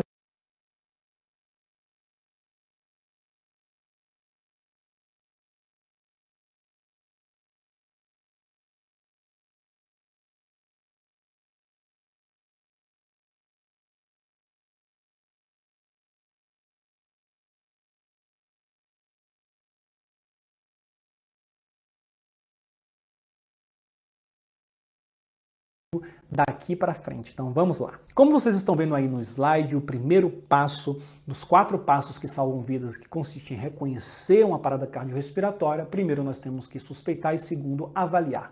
O que é que essa avaliação envolve? Tá aí, segurança do local, responsividade e respiração e pulso. Lembrando que eu estou aqui seguindo as recomendações da American Heart Association. Então eu cheguei no local próximo de um paciente, eu percebo que esse paciente está ali caído, eu posso me aproximar inclusive do paciente colocando um dos joelhos no chão e outro joelho dessa forma, isso vai facilitar uma eventual retirada da cena, não me exponho completamente ao paciente dessa forma. Tá dizer que está errado, mas é uma preferência, mas eu posso chegar aqui, se eu decidir de me aproximar dessa forma, uma vez que o local está seguro, a gente checa a responsividade assim. Senhor, senhor, pode me ouvir? Senhor, pode me ouvir? Bato nos ombros e chamo em voz alta. Se esse paciente não responde nada, não esboça nenhum tipo de reação, eu já posso pedir ajuda para alguém que esteja do meu lado. Você liga para o 92, você vai buscar um DE. É importante mostrar às pessoas. Se tem só uma pessoa, você vai pedir para essa mesma pessoa ligar para o SAMU e buscar um DE. Idealmente deve ter um DE ali por perto. Se você está sozinho, nesse momento você segura um pouco, vai checar o próximo passo e depois você pede ajuda. Se tiver 2 pessoas, para uma você pede para chamar para o SAMU, para outra você pede para ir buscar um desfibrilador externo automático. Feito isso, o que é que a American Heart Association preconiza? Eu vou aqui abrir a via aérea, lembrando que ele não é um paciente com suspeita de trauma cervical, faço uma manobra de Head Tilt and She Lift, que é a manobra de inclinação da cabeça com elevação do queixo. Vou expor essa região aqui e vou localizar aqui a cartilagem tireoide, deslizo para o sulco carotídeo e com a polpa digital de 2 dedos eu vou checar aqui o pulso ao mesmo tempo que eu observo a elevação torácica. Então 5 a 10 segundos eu estou olhando se tem expansão torácica e estou checando o pulso. Após esses 5 a 10 segundos, existem aquelas 3 opções. Ou o paciente respira e tem pulso ok, vamos monitorizar, aguardar a chegada, posição lateral de segurança. Ou o paciente tem pulso, mas não respira, parada respiratória, vamos fazer as ventilações de resgate ali por 2 minutos, uma a cada 5 a 6 segundos. Ou, no pior dos casos, o paciente não tem pulso e o paciente não respira. Ou eu estou até em dúvida do pulso, mas nesse caso eu faço RCP. Lembrando que leigos não checam pulso, e profissionais que não têm segurança na checagem do pulso estão autorizados a não checar o pulso e iniciar RCP, mesmo com paciente que não respira e está inconsciente e eu não tenho o dado do pulso. Mas não vai prejudicar o paciente? Tem muito mais chance de ajudar o paciente do que prejudicar. Então, se o paciente já não respira e não está inconsciente, é indicado fazer ressuscitação cardiopulmonar. Esse é o primeiro passo. Feito isso, então eu peço ajuda ou eu já pedi ajuda. Como é que a gente vai pedir ajuda? Passando aqui o próximo slide.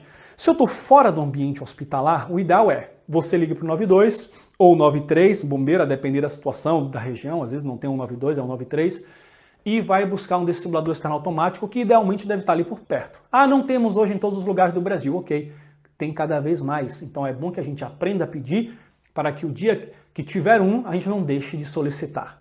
Se eu estou num ambiente intra-hospitalar, eu vou pedir ajuda como? Você vai buscar o médico, chame o médico, vai buscar o carrinho de parada, porque no carrinho de parada já tem um ambu, já tem um desfibrilador externo automático, eventualmente já tem um desfibrilador manual com função DEA, já dá para começar a atender esse paciente em SBV, mesmo no ambiente intra-hospitalar onde o médico não está presente.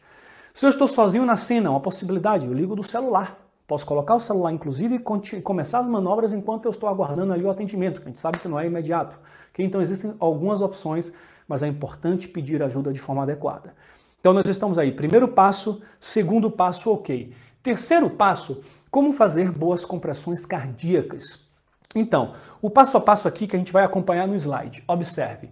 Localizar a linha intermamilar aqui no centro do externo, a linha intermamilar. Essa linha intermamilar ela pode variar anatomicamente de uma pessoa para outra, por isso que não é talvez a melhor referência anatômica. A melhor referência seria a metade inferior do externo. Então o externo ele vai da fúrcula external até o apêndice estifoide, que é esse pontinho aqui na região final do externo, próximo da região epigástrica. Eu vou localizar a metade inferior, sendo que eu tenho que me afastar do apêndice estifoide. Essa região aqui ela não vai fazer movimentação.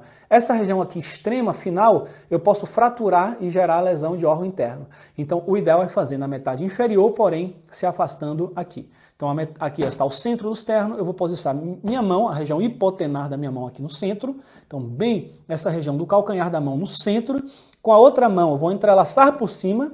Cruzar os dedos é importante, não é para deixar a mão assim, não é para deixar a mão assim, é para cruzar os dedos, e aí eu venho acima do paciente, olha, meus joelhos estão próximos do paciente, o meu ângulo está exatamente alinhado com o centro, eu deixo meus braços 100% esticados, uma dica aqui, você mostra a sua região antecubital para frente, como se a pessoa da frente pudesse pegar um acesso aqui, que se eu deixo meu braço assim lateralizado, a probabilidade dele dobrar na minha compressão é grande.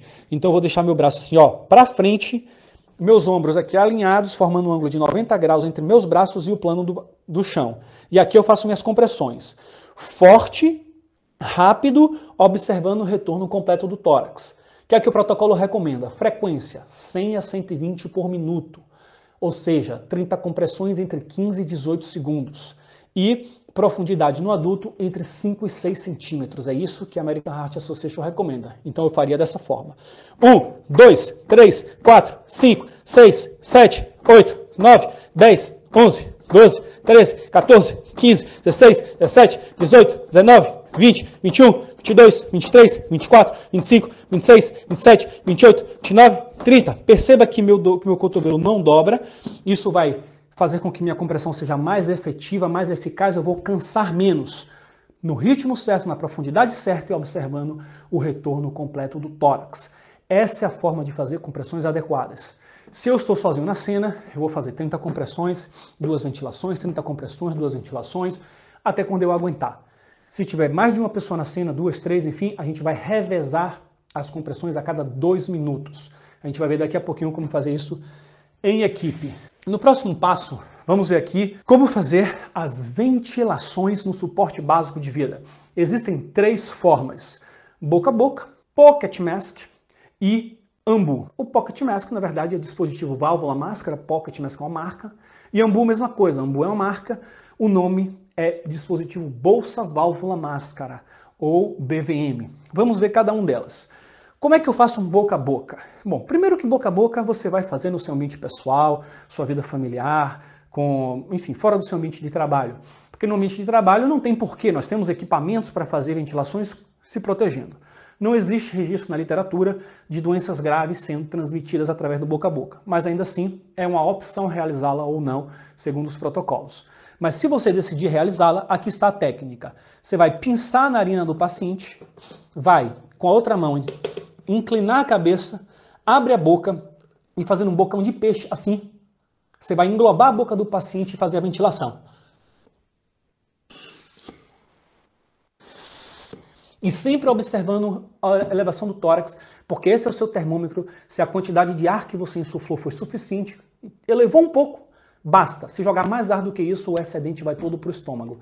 Então, novamente, pinço, abro a cabeça aqui, abro a via aérea, melhor dizendo, inclino a cabeça, abro a boca e olha bocão aqui de peixe.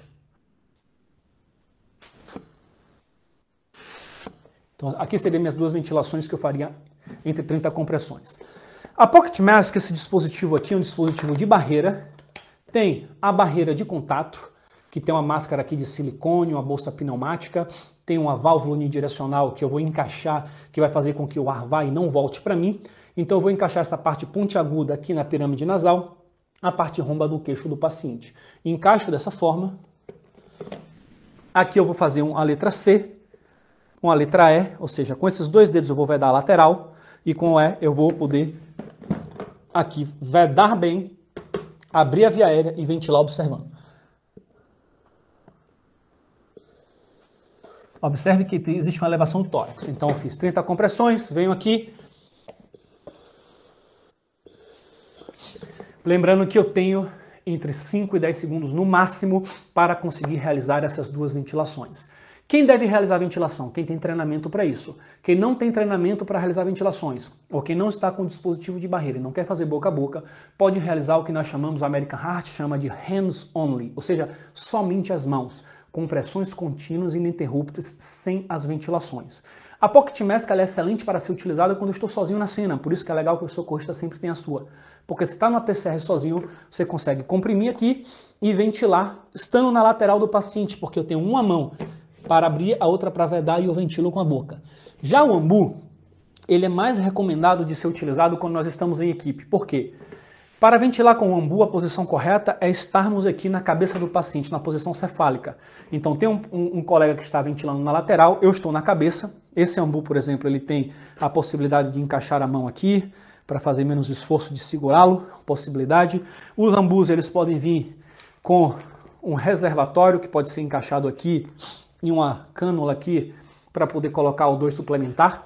Se eu colocar no O2 em alto fluxo, eu vou fornecer um FO2 de 100% ao paciente, que no final das contas sai a ele mais ou menos uns 90% por conta de alguma mistura que tem com ar. Se eu forneço o ar dessa forma, eu forneço 21%, que é que tem de oxigênio na atmosfera. No boca a boca e na Pocket Mask, já que é o ar insuflado, por mim, eu estou fornecendo uma FO2 de cerca de 17%, que já é bem melhor do que nada do paciente que não está ventilando. Então, para ventilar com o ambu, nós temos uma máscara também, pontiaguda. Vou posicionar essa máscara na pirâmide nasal, dessa forma aqui. Vou fazer uma letra C, uma letra E aqui na mandíbula, e aqui eu abro a via aérea e ventilo, observando a elevação do tórax. Observe, uma ventilação, duas ventilações. A quantidade de ar que eu insuflo está aqui na bolsa e eu vou fazer isso visualizando a elevação do tórax. Se o tórax não está elevando, verifique se a via aérea não está fechada, não está desta forma. Aí realmente o ar vai todo para o estômago. Mesma coisa com boca a boca, com Pocket Mask. Se eu ventilo com a via aérea fechada, o ar vai procurar a zona de menor pressão, ele vai fazer insuflação gástrica, o que é muito ruim. Por isso que o socorrista tem que fazer ventilações se ele souber fazer. Porque quando a gente ventila, a gente deixa de comprimir, e se você deixa de comprimir, é ruim para o paciente, e para fazer ventilações que não estão indo para o pulmão, vai trazer diversos outros prejuízos. Portanto, ventilação para quem é treinado, tem segurança no procedimento. Já aproveitando esse momento, você poderia me perguntar, mas Léo, a American Heart em 2017 falou que agora pode fazer ventilações assíncronas. Eu faço compressões direto e uma ventilação a cada 6 segundos. É verdade isso? A American Heart trouxe, através de um estudo realizado em 3 ciclos, comparou fazer compressões 32 e fazer compressões contínuas com a ventilação a cada 6 segundos, encontrou o mesmo resultado em sobrevida. Por isso que ela disse que é possível, antes de colocar uma via aérea avançada, ou seja, eu estou preparando um procedimento, então são poucos ciclos, isso não foi testado em 1 hora de RCP para saber se essa insuflação gástrica lá em 1 hora vai ser grande.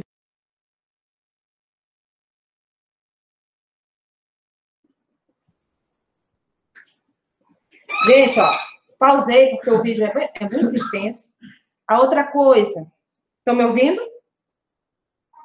A outra coisa é que vocês perceberam aí que ele utiliza materiais que vocês não vão ter na residência. Tá dando para ouvir? Ok. Vocês não vão ter na residência aquela máscara, a não ser que você compre. Essa máscara que ele mostrou, que ele chama de Pocket Mask, ela é barata, fora esse período da pandemia. Não custava, eu acho que uns R$ 20, aquela máscara. Ela é de uso individual. De repente, você precisar fazer uma ventilação no paciente, você tem a sua. Mas observe, 2 pontos. Só pode checar pulso quem sabe checar o pulso, claro. Senão é fazer RCP direto. Só pode fazer ventilação quem sabe fazer a ventilação.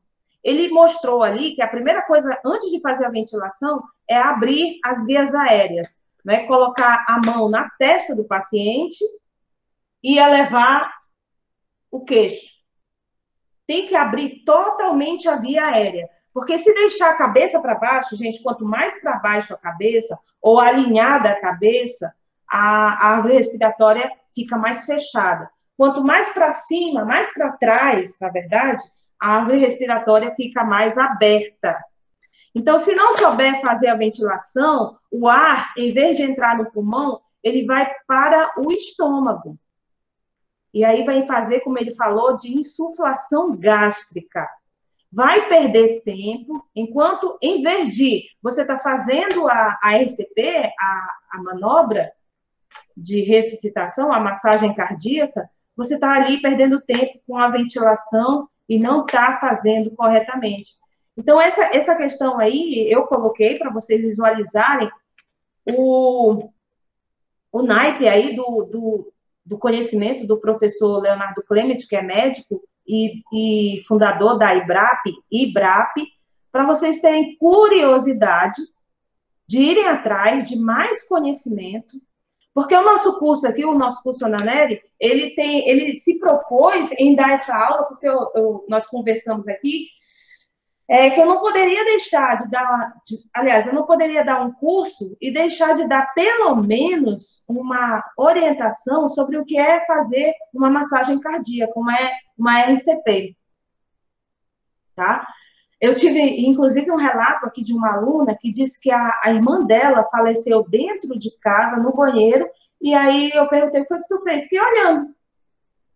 Ou seja, ela teve uma parada cardíaca, lógico que ela entrou em desespero, foi chamar a ambulância, mas não fez nada.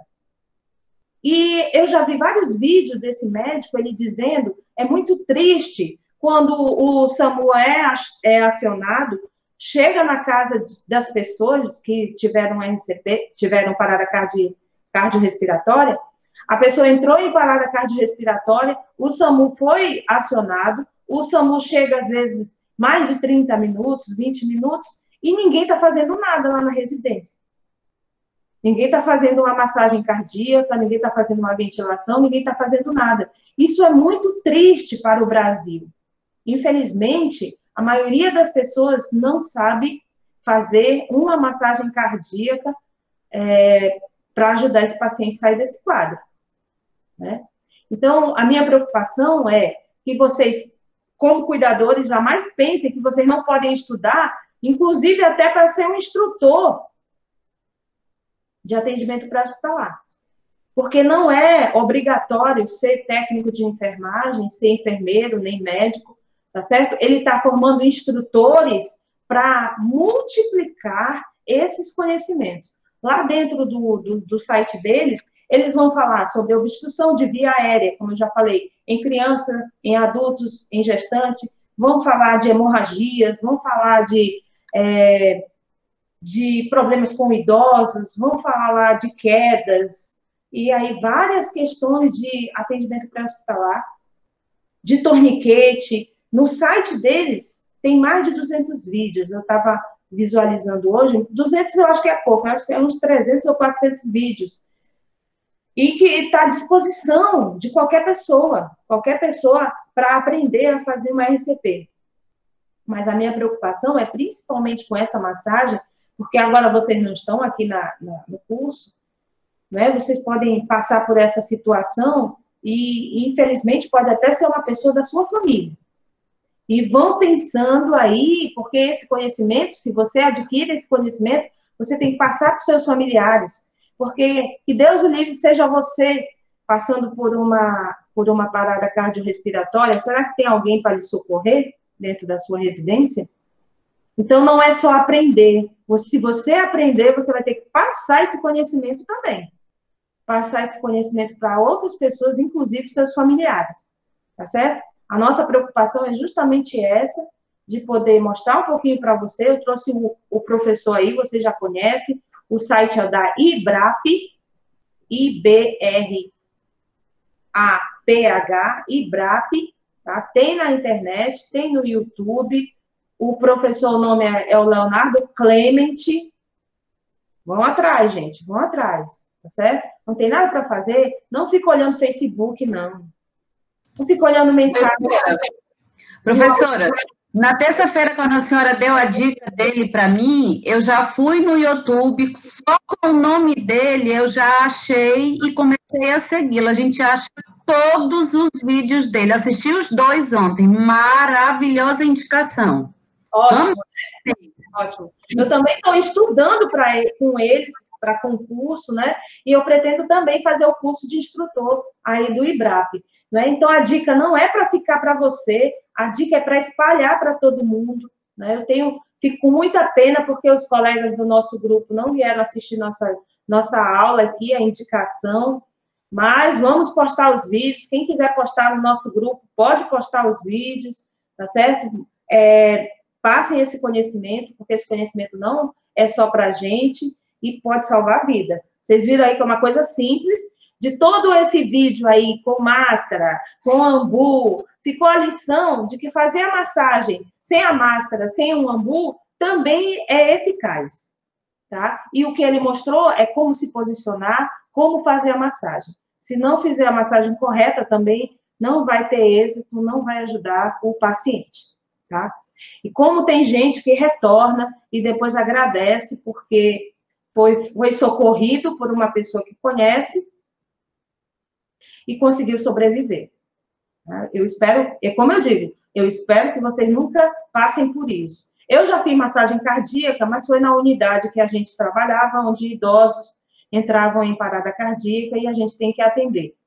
Mas, graças a Deus, na minha casa, nunca tive que fazer, né? Mas a gente não está imune a esse tipo de acontecimento, tá certo?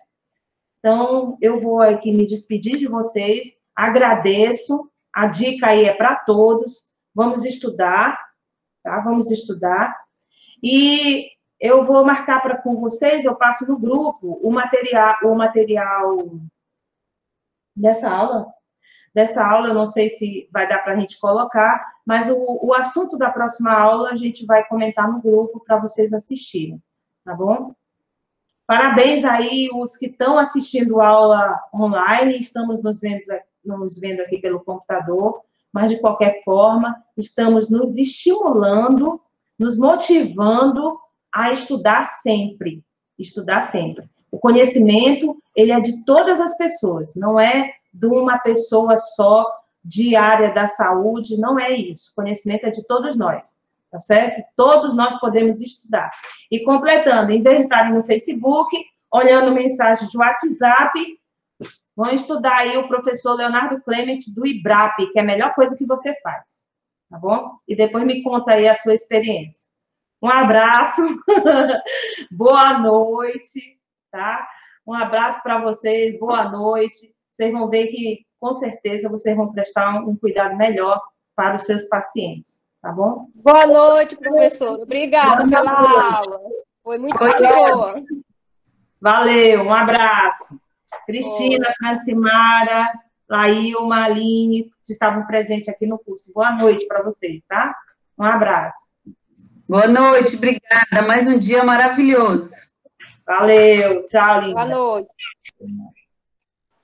Tchau, gente, boa noite. Tchau, pessoal, boa noite. Até terça, se Deus quiser.